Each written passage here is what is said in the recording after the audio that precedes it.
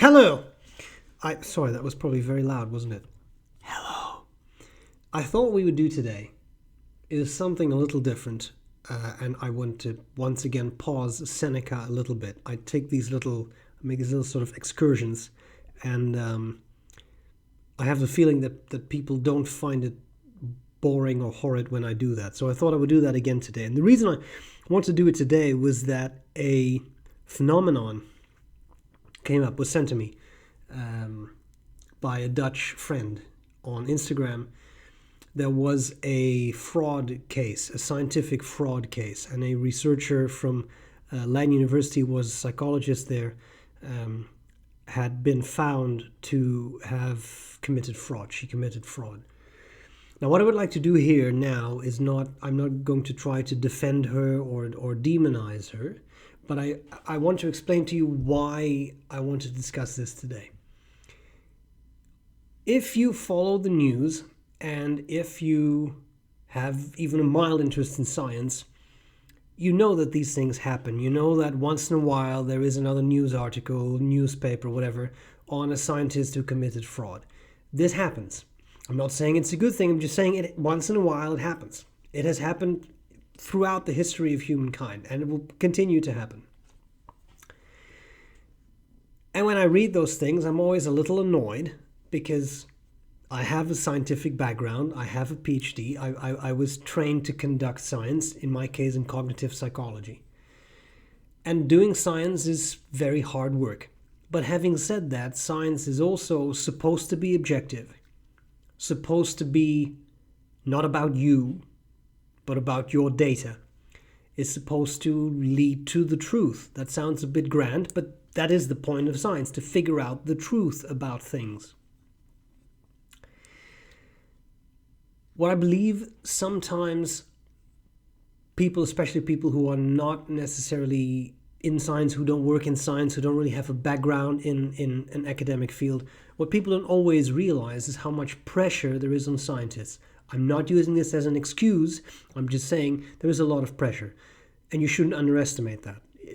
Typically in a lot of institutions, not where I work now, but in a lot of institutions, you only advance career-wise if you publish a certain number of papers or book articles or book chapters or sometimes books, depending on whatever field you're in. If you don't publish that quantity, then you will not advance in your career, and you can get stuck, or you could potentially even lose your job. And that's something that creates a lot of pressure, right? Because then if you're not publishing, then you will not advance, you won't get even more pay, and you don't get more status and all those kinds of things. Now, what made this particular fraud situation harder for me was that the person who was accused of fraud, let me just put it that way. Again, I'm not here to defend her, nor am I here to demonize her. But just for the sake of argument, for this video, I will assume that this is real fraud. I know this researcher personally. I've had meetings with her. Her office was next door to mine at some point. I have been on the train with her. We would go to meetings for some society's board together, and so I actually know her. I've hung out with her at conferences and at dinners, like that kind of stuff. So when you learn that a scientist has committed fraud, that's bad enough. But when you actually personally know the person who's at least accused of having done that, it's an interesting wake-up call. And I actually found that it affected me. I was a little bit emotional because of it. Not that I was running through the corridors crying, but I was shocked. I was shocked.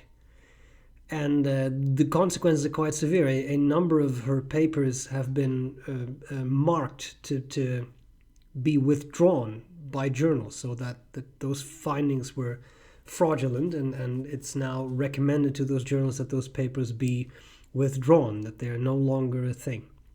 This is also something that happens once in a while in science. Anyway, with this preamble, there are a couple of things that were on my mind that I was hoping might be interesting to talk about, because this is the type of not everyday affair, but everyday life affair. Something like this can happen to you and it can make you feel things. And then the question is, how do you handle that? So I think there are a couple of things that are fascinating to me. First of all, there is, as I just said, within science, there is definitely a level of pressure to publish. And people handle that in different ways. Some people burn out.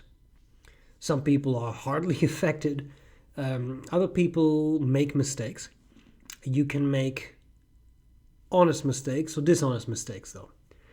Like I remember I shared an office when I started on my PhD with another PhD student who was great. He was an inspirational guy. He was super good. He was super kind, and he was really good at what he did.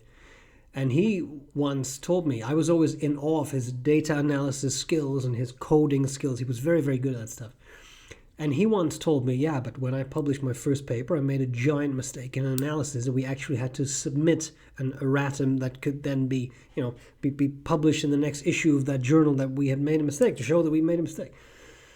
But that was an honest mistake. He was not trying to fool anyone. He just did something wrong. That can happen. What I do want to point out is that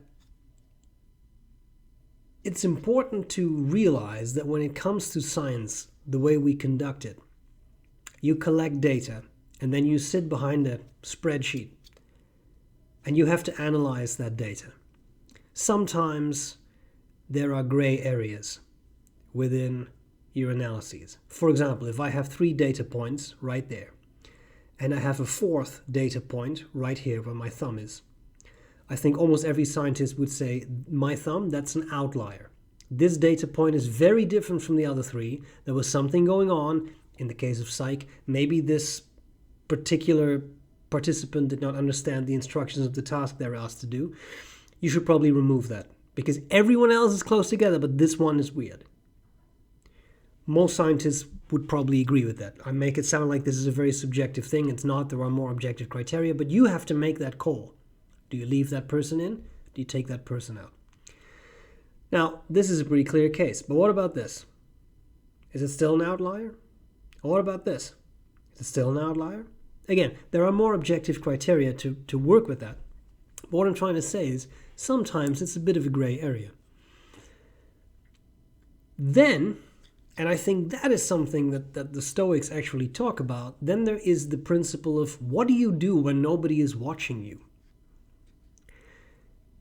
I know when I was working on my PhD, I would make mistakes in data analyses at a somewhat regular basis, and my supervisor would never look at my raw data, but he would say, are you sure of this? Can you do this again? Because I think something is off, that doesn't make sense. And then 9 out of 10 times he was right, and I had done something wrong. People make mistakes. I'm not perfect, man. So it's true. But that's also the point of a supervisor, that they catch your mistakes and, right, see that you went wrong, to tell you that you went wrong. But what if nobody's watching? Again, you have this spreadsheet of data, and maybe if you change a couple numbers a little bit, your data will look a little better, and it may be a little easier to publish. I think most of us would say, well, but that's wrong. You shouldn't do that. No, of course you shouldn't. You shouldn't do that, but bear in mind what it's like. You have that spreadsheet. Nobody's looking over your shoulder. And if you're clever enough, you can probably manipulate those things in such a way that you may be able to get away with it. Until you don't. Until there's a clever person who says, your data on general, like on average, seems a little weird. This has happened in the past. Where people show, you always find these really good things. We should look at your raw data. And unfortunately, more than once, the conclusion is this data was fraudulent. It was changed or manipulated. It was maybe fake entirely. That does happen. But can you do it? Can you handle the pressure of sitting behind that spreadsheet, knowing that that spreadsheet stands between you and a promotion? You may go from assistant professor to associate professor. And if you change those couple numbers, you have another publication that's going to push you over the edge, the quotum for that year, and you're going to have that bump, and you're going to go from assistant to associate, and then you're going to have more salary, and you're going to have more status, and you're going to have etc. I'm obviously not suggesting that you should therefore manipulate your data or be fraudulent. But for some people, and again, I'm not trying to defend anyone, I'm just saying for some people it's very difficult to withstand that pressure. They're probably never going to find out. If I do this, it's probably going to be okay.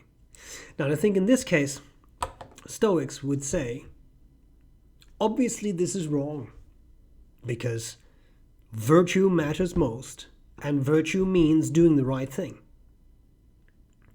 Right? Like you have to do the right thing. And doing the right thing, by definition, is not the wrong thing. So you should not do anything like that. But what's very interesting is that the Stoics would also say, I remember a specific quote from, I think from Epictetus, where, and also I'm pretty sure Seneca writes about it too, of what do you do when you're not observed? What if you're alone? How do you act then? And according to the Stoics, you have to be virtuous when you're in public, but you also have to be virtuous when you're on your own. Because if you're one but not the other, then you have a problem. Then you're not being virtuous. Then you have issues. Right? You're not virtuous. And the Stoics would say if you're not virtuous, you can't be happy. Because how can you be happy when you're doing bad things? That shouldn't make you happy. And in the long run, that may catch up with you. So that's one part. And again, I really want to emphasize, I'm neither trying to defend nor trying to attack the person who was involved. She has enough on her plate right now, I would say. So it's not about me judging, but it is about me observing the intricacies of what goes on and the pressure that has been created within science. If you have to have this level of output, otherwise you're going to go down. The final thing I would like to say about this is it affected me because I, for the record, have never published anything with her. Like, there are no practical consequences for me except that a person that I have collaborated with, that I know personally, that I've had many personal conversations with, is now changed in my brain. This is now a different person. It's now impossible for me to see her how I used to see her. I now see her as a different person. And that's okay, I suppose. Your opinion of people can change. This happens to friends, this may happen in romantic relationships, and all kinds of relationships you can have. Relationships can change, they can evolve. But it was a shock. And there too, I find that Stoicism can be very grounding to then think, okay, but is this within my control? No, it is not. There's nothing I can do. I've not contributed anything. I've not told her to do certain things or not do certain things. I have not published with her. From that perspective, it's not that any of my publications are affected, but it's difficult for her, right? And, I mean, for me, this will pass. But for me, it's a matter of I now have to kind of reconfigure my thinking. Think about how I approach this, what I'm doing, how I'm doing that. And most importantly, I think it serves as a reminder of be virtuous. Keep it clean. Don't do it. Don't do it. Even if you think no one is watching, at the end of the day, or the month, the year, the decade, something may come back to bite you. And you don't want that. By doing the right thing consistently, politicians, by doing the right thing consistently, there is nothing to fear. And that too is a very Stoic thing. If you do the right thing all the time, which is impossible, right? But if you do the right thing most of the time, there isn't really anything to fear. I really hope this was not some sort of incoherent story that was impossible to follow. But I kind of felt that I wanted to get this off my chest. And I'm very interested, as always, to see what you think about situations like these. I'm saying again, obviously it's wrong. Whether I knew her or did not, whether I know her or do not know her, it's wrong. It's wrong. Assuming that she did this, it's absolutely wrong, and it is to be judged. Like it is wrong, period. But it's just fascinating. What do you think? How do you handle something like this?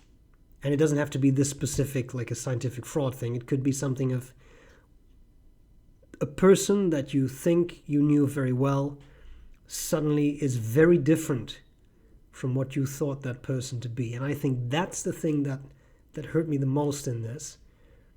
Not the lack of scientific rigor, which is bad enough and should be penalized. But for me, in this case, it was personal. It was someone that I actually know well. That makes it harder. Anyway, I'm going to leave it at that because I don't want to start to ramble, which I probably already did. I hope this was of interest. Let me know.